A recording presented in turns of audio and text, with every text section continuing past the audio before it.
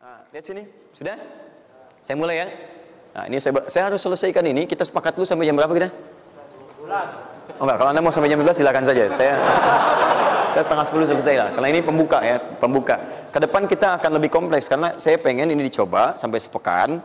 Nanti akan melahirkan perubahan. Karena ke depan kita akan bicara tentang riba, tentang macam-macam ya. Itu perlu lebih fokus lagi. Ini yang dasar untuk sepekan dulu. Siap ini ya? Yuk kita mulai. 1. Rizki lewat ikhtiar atau usaha. Saya boleh teman-teman sekalian buka ini ya? Ini udah? Ya. Udah. 1 yang lewat usaha itu ikhtiar. Ya, buka Quran surah 39, Quran surah 53 ayat 39. An-Najm ayat 39. Wa allaysa lil insani illa ma sa'a. Wa allaysa lil insani illa ma sa'a. Wa allaysa lil insani, bahkan setiap manusia itu, awas, illa ma sa'a, akan mendapatkan rizki, akan mendapatkan hasil dari apa yang telah ia usahakan dengan sungguh-sungguh. Jadi kalau Anda ingin mendapatkan apapun, mau dapat pahala, dapat rizki, dapat ini, dapat itu, maka semua bergantung yang pertama pada tingkat kesungguhan usaha Anda. Usaha yang serius, yang sungguh-sungguh disebut dengan sa'a, yas'a, sa'yan. Sa'a, yas'a, sa'yan.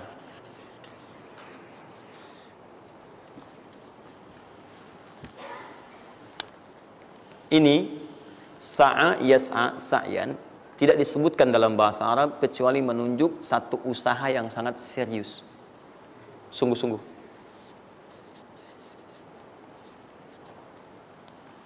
Di rizki yang pertama ini sifatnya kata Al-Quran, langsung Allah yang menyampaikan. Kalau Anda mau mendapatkan rizki itu, baik yang sifatnya materi, uang, rumah, mobil, pakaian, makanan dan sebagainya, maka Anda mesti serius usaha. Usaha yang serius. Saya belum bicara bagaimana cara usahanya, tapi Quran ingin membangun komitmen dulu. Anda mau usaha enggak? Anda usaha, saya kasih kata Allah. Tapi kalau Anda enggak usaha, enggak akan turun rezeki. Ya, enggak ada rezeki turun dengan cuman diam aja, enggak ada. Anda mesti usaha. Saat saya berada di Mesir, ada 2 mahasiswa itu saling, mereka paham Quran. Mereka diskusi ingin membuktikan kebenaran Quran. Yang satu cara berpikirnya benar, yang satu keliru. Yang satu berkata, Allah kan sudah jamin rezeki kita akan diberikan, ya kan? Sampai kita wafat sempurna rezeki. Jadi nggak nyari pun pasti dikasih. Cara berpikirnya seperti itu. Ini yang dipakai oleh orang liberal sekarang. Nah, maksudnya logika semacam ini. Yang satu lagi berkata, memang Allah kasih, cuman kita mesti usaha. Dia sebutkan beberapa ayatnya. Yang satu bertahan dengan pendapatnya, dia ingin buktikan, saya masuk nanti ke masjid. Kalau di Timur Tengah itu suka ada zawiyah, tempat-tempat khusus untuk ibadah. Dia masuk ke dalamnya, sembunyi di belakang meja. Nah, di masjid itu suka ada muhsinin, para donatur yang itikaf, kasih makan. Hari pertama semua dikasih, dia tidak, karena ngumpet. Karena perjanjiannya nggak boleh ada usaha apapun. Hari kedua dia masih ngumpet, nggak dikasih, semua dikasih yang ada. Hari ketiga sudah lapar sekali, sudah nggak tahan. Begitu udah dikasihkan, yang muhsinnya tanya, hal min akhar, ada lagi yang lain nggak? DKM jawab karena nggak tahu, kan ngumpet, nggak ada yang lain. Baik, kalau gitu saya kasih ke tempat lain. Karena beranjak mendengar suara itu, dia langsung kasih kode dengan berdahan. Kaget kan DKM. Begitu dibuka ada orang ngumpet di belakang meja, sudah kelaparan. Akhirnya dia ada orang satu lagi di sini, langsung dikasih bagiannya sampai dengan 3 bungkus. Begitu dikasihkan itu, teman yang kedua tadi yang mengatakan mesti ada usaha langsung mengejar pada teman yang bersembunyi. Dan dia katakan, kan saya bilang dari awal, rezeki itu mesti dicari walaupun dengan sama. Saya juga sama, Ustadz pemateri misalnya kan, begitu kehausan ya, kan? Nah, misal panitia datang, macam-macam lah. Misal tuh. Enggak, itu contoh. Saya nggak biasa ceramah sambil minum. Ya. Yeah.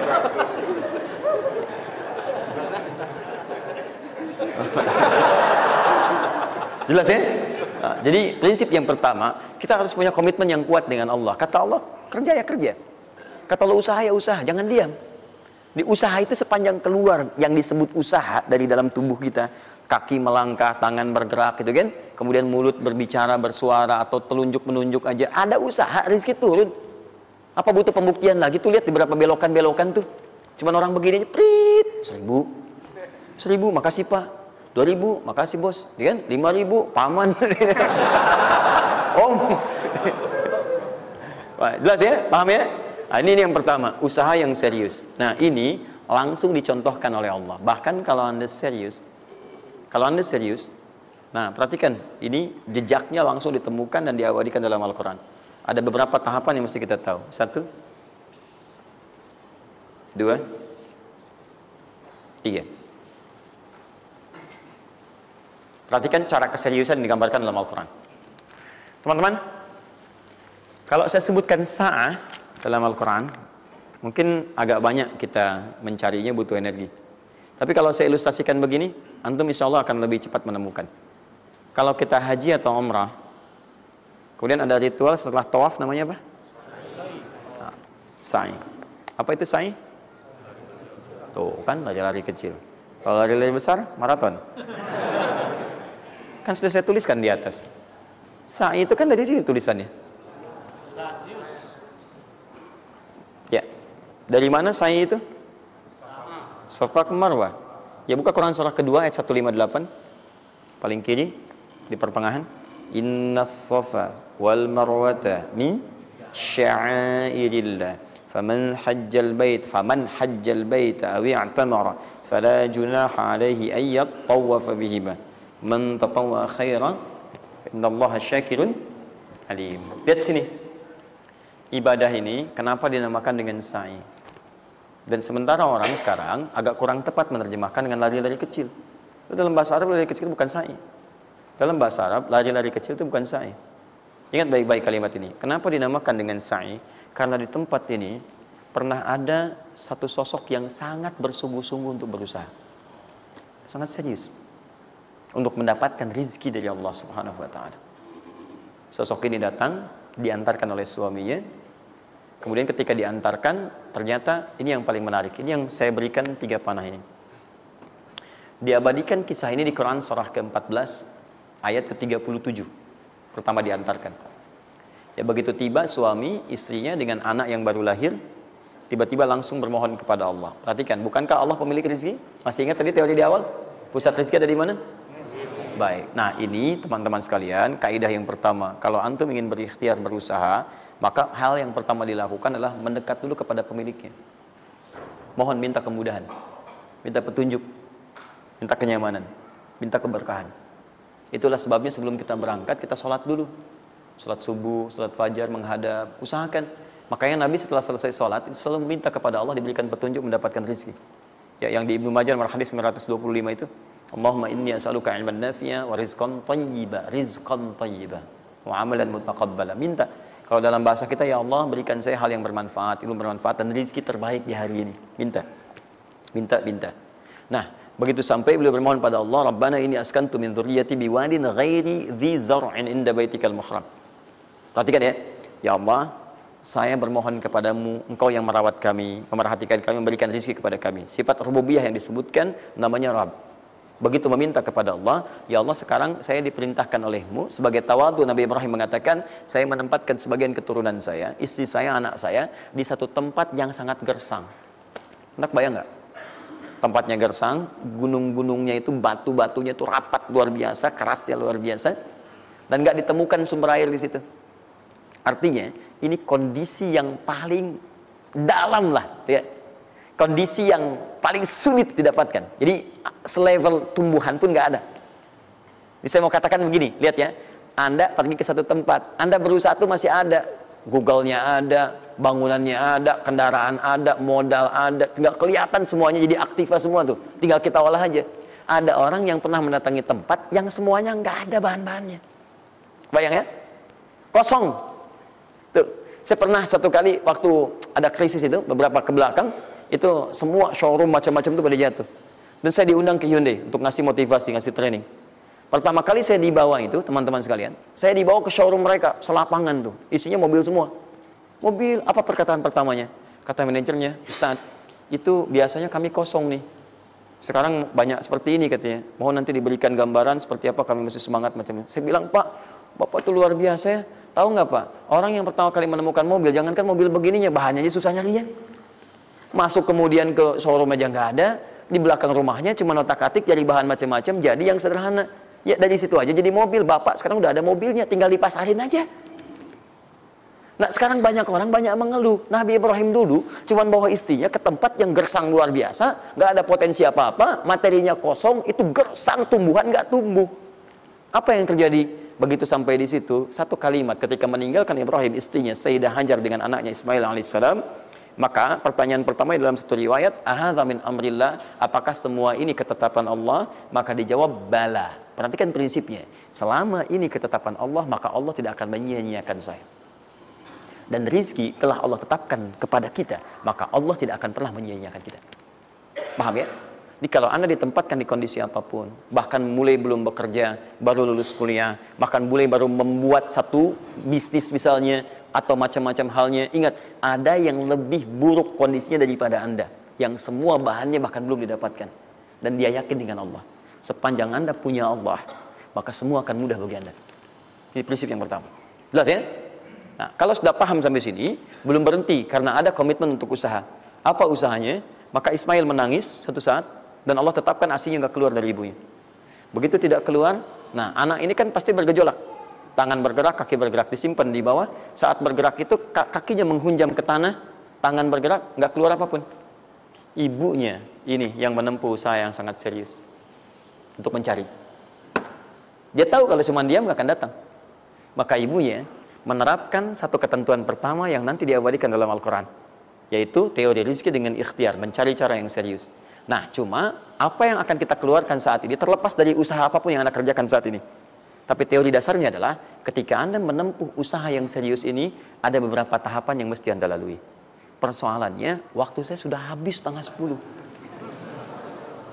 Nah, saya mau minta sedikit aja, boleh nggak saya tambah 5-10 menit? Alhamdulillah. Nah, satu, saya agak cepat ya, saya agak cepat. Satu. Nah, yang pertama beliau lakukan, beliau kemudian mencari itu dengan semangat, naik ke satu bukit. Naik. Bukit apa namanya? Kapan bukit itu dinamai dengan Sofa? Ini persoalannya. Belakangan kan? Belakangan, setelah itu bukit Sofa. Dari mana munculnya Sofa? Sofa itu kan kalau kita gali dari akar katanya, ya berasal dari kata tasfiyah. Ya, sofa, yasfi, sofyan, wa tasfiyatan, wa sofian, wa sufyanan. Kalau pakai sin, sufyan, kalau pakai sod, sufyanan. Sofiyun. Tasfiyah artinya menyaring sesuatu yang kotor, sehingga yang bersih aja yang kelihatan. Kalau Anda menyaring sesuatu, saring, bersihnya itu ada, kotornya hilang, dibuang. Itu namanya tasfiyah. Pakai ta, sod, fa, ya, ta. Ini hasilnya disebut dengan sofa. Orangnya disebut dengan sofi atau sufi, perempuannya disebut dengan sofia. Jadi kalau ada yang namanya misalnya sufi atau sofia, ini orang yang mampu menyaring segala yang kotor dalam dirinya sehingga yang keluarnya yang baik-baik aja. Kalau bicara ada yang provokasi, mau ngucapan yang kotor dia tahan, keluarnya yang baik. Mau melihat yang kotor dia palingkan, dia yang baik. Itu Sofia. Perempuannya, laki-lakinya Sofi, ya, atau Sufi. Baik. Nah, Sofa, kenapa disebut dengan Sofa bukitnya? Karena pada saat itu, walaupun tidak ada modal, situasinya sulit, beliau bisa menyaring keadaan dirinya sehingga menghilangkan yang kotor-kotor dalam benaknya dan yang ada cuma prasangka baik kepada Allah Subhanahu wa taala. Maksudnya, Pak, kalau Anda ingin memulai usaha sehebat apapun, walaupun nggak ada modal, nggak ada apapun, hal pertama modal terbaik yang Anda mesti lakukan adalah berprasangka baiklah kepada Allah Subhanahu wa taala. Safa. Positive thinking kepada Allah. Allah sudah janjikan kepada saya, maka saya akan memenuhi apa yang Allah perintahkan dan akhirnya Allah memberikan apa yang dijanjikan. Jelas ya? Kalau Anda memulai dengan perasaan yang baik, yang positif, nanti Allah akan angkat Anda berada di puncak seperti Sayyidah Hajar naik ke atas bukit itu. Jelas ya? Dan perasaan Anda pun akan enak. Tapi kalau belum apa-apa Anda sudah negative thinking kepada Allah, maka mohon maaf, jangankan rizkinya, maka usaha Anda pun tidak akan maksimal, effortnya akan sangat kurang. Anda baru mau ke kantor, terus tiba-tiba melihat mendung, ya, terus orang udah mulai macet, terus negatif muncul di situ, ya mendung, macet. Terus apakah dengan mengatakan ya mendung dan macet, kemudian macet itu akan terurai? Mendung itu akan sirna? Tidak. Sampai Anda bikin status pun nggak akan pernah kelar. Ceklik hari ini Bekasi macet, terus Anda ngapain? Jadi kalau Anda mau mengawali sesuatu, maka positive thinking kepada Allah. Bismillah. Allah yang bikin mendung, Allah yang bikin terang, nggak ada bedanya. Bismillah, saya diperintahkan, saya jalan. Tak bisa, kemudian saya coba cari alternatif. Macam Anda usaha. Paham ya? Nah, kemudian, bukankah seseorang berusaha itu ingin mendapatkan sesuatu? Puncak hal yang diinginkan, yang diharapkan itu bentuknya rizki. Tapi sifat ingin mendapatkan sesuatu, puncaknya disebut dengan marwah namanya. Sesuatu yang sangat diharap, diinginkan, marwah. Perhatikan baik-baik. Ya. Saya mau tanya begini, dari sofa ke marwah, berusaha dengan serius Sayyidah Hajar. Lihat sini, sofa itu kan di atas kan, terus turun kan, turun, tahan sini. Begitu ke sini, ngelihat ada peluang di sini, terlihat seperti ada oase, maka dipercepat jalannya. Makanya di sini sekarang ada tanda lampu hijau. Ya, begitu nyampe sini untuk laki-laki lari-lari kecil, perempuan jalan cepat. Ini karena ibadah yang disebut dengan sa'i sering diartikan dengan lari-lari kecil. Ini berlari ini teman-teman, jalan cepat ibu. Ini sesungguhnya awalnya ini melihat di sini seperti peluang ada oase di sini di marwah, banyak air, maka dipercepat jalannya. Sampai di batas ini ragu lagi, betul nggak ya? Apa cuma fata morgana? Tapi yang paling dahsyat adalah dia memastikan dengan ikhtiarnya. Saya mesti pastikan dulu, jangan menduga-duga. Dikejar sampai ke atas. Begitu kepastiannya tidak ada sama sekali. Ternyata fata morgana saja. Dari sini balik lagi, mungkin di sini ada. Ya, balik lagi ke tempat tadi, balik dilihat sini kayak ada betul di sini. Balik nyampe sini fata morgana. Bola balik, bola balik, bola balik sampai dengan 7 kali. Ya, dari sini ke sini 1. Sini ke sini 2. Ini 3, 4, 5, 6, 7. Ingat, sofa selalu genap, marwah selalu ganjil. Kalau Anda umrah, kemudian tiba-tiba Anda merasa berakhir selesai, tapi posisi Anda di sofa kemungkinan cuma 2. Kalau bukan Anda kurang baru 6 kali, atau Anda terlampau soleh 8 kali. Pasti di sini. Nah, apa hikmahnya? Proses ini disebut dengan sa'i. Perhatikan baik-baik. Tahan, fokus. Ketika Anda berusaha teman-teman, maka mulailah dengan berpositive thinking kepada Allah. Tapi ingat, usaha Anda tidak akan selamanya ada di atas. Mungkin suatu saat akan turun. Kan? Mungkin Anda ada di puncak. Mungkin suatu saat Anda turun. Mungkin kadang ada di puncak. Kadang stabil aja. Tapi kalau Anda melihat peluang, cepat kejar selama peluang itu baik. Itulah yang dimaksud dengan kompetisi yang sehat. Anda dapatkan kejar. Ada tender, ikut tender dengan cara yang baik, cara yang normal. Ikut. Kalaupun bukan rezeki Anda, nggak ada masalah. Dan jangan pernah macam-macam lah. Saya dah ajar kan nggak pernah nyogok sama malaikat. Malaikat cepat sini dah gitu. Saya kan di sini Nabi gitu kan. Kau minta apa saya kasih, kan nggak pernah. Ya biasa aja bolak-balik. Ya walaupun mungkin ketika Anda kejar itu bukan bagian Anda, mungkin cuma fata morgana, nggak ada masalah. Saya kasih rahasia besarnya. Sepanjang Anda betul-betul ikhtiar dilakukan karena Allah, maka perhatikan baik-baik. Kadang-kadang Allah seakan menunda apa yang menjadi hak Anda, bukan ingin menunda dan membiarkan Anda tidak mendapatkan sesuatu, tapi ingin memberikan semua nikmat secara sempurna. Karena di atas itu ada nikmat pahala, ada nikmat doa, ada nikmat istighfar, ada nikmat usaha, dan nikmat hasil yang tiada terputus. Tidak terputus. Lihat sini. Kalau antum sehari berusaha, nggak dapat apa-apa. Memang, mohon maaf, hasilnya belum dapat diraih. Belum dilihat tuh. Tapi bukankah pada saat itu, doa antum akan bertambah? Bukankah malamnya salatnya nambah? Tahajud. Bukankah di situ kadang-kadang kita istighfar, ya Allah. Teman-teman, bukankah istighfar menggugurkan dosa? Bukankah berdoa menambah harapan, mengakumulasikan sesuatu? Bukankah tahajud menambah pahala lagi? Kadang-kadang yang diinginkan oleh Allah pertama kali bukan dunia dulu. Ketika Allah mencintai seorang hamba, dia akan berikan pahala akhirat dulu. Karena dunia itu sifatnya sementara. Hei fulan, kamu kemana aja? Kemarin kamu jauh dari saya, baru sekarang kamu pikir dekat dengan saya. Saya nggak pengen kasih dunia dulu, dunia itu kecil. Kalaupun di seekor sayap samuk sebelahnya, sebelah sayap nyamuk ada dunia itu ada nilainya, saya kasih buat kamu deh, nggak ada nilainya. Ya, karena itu saya ingin kamu akhirat sempurna dulu. Saya ampuni dulu dosa-dosa kamu yang kemarin. Begitu sudah diampuni, hari kedua istighfar lagi diampuni, saya kasih pahala yang banyak. Begitu pahala udah dapat, dosa udah diampuni, baru dunia diakumulasikan. Karena hukum dunia itu, kalau antum usaha akan terus diberikan. Jadi nggak ada yang nggak dikasih. Jadi kalau antum sehari bekerja ini, kelihatannya nggak dapat apa-apa. Bukan nggak dapat apa-apa, disimpan untuk diakumulasikan. Nanti dosa antum tuh udah hilang, amalan udah banyak, antum dapat banyak. Kadang-kadang nggak sadar kalau saat dapat banyak itu sebetulnya itu hasil usaha antum sebelumnya. Itu teorinya begitu. Ya, jadi nggak ada yang nggak dapat apa-apa. Semua akan dinilai. Sepanjang antum bergerak dikasih, dan antum buktinya hidup juga. Sampai ke hari itu kan masih hidup, bisa makan juga di hari itu, bisa beraktivitas juga, sehat juga dan sebagainya. Belum dapat apa. Makanya kata Nabi, yang hari itu ada makanan, dia orang kaya sebetulnya. Kalau besok masih ada lagi, kaya banget. Antum sampai sebulan masih ada cadangan. Ini kenapa kita mesti berkeluh kesah? Dan belum tentu hidup juga sampai besok.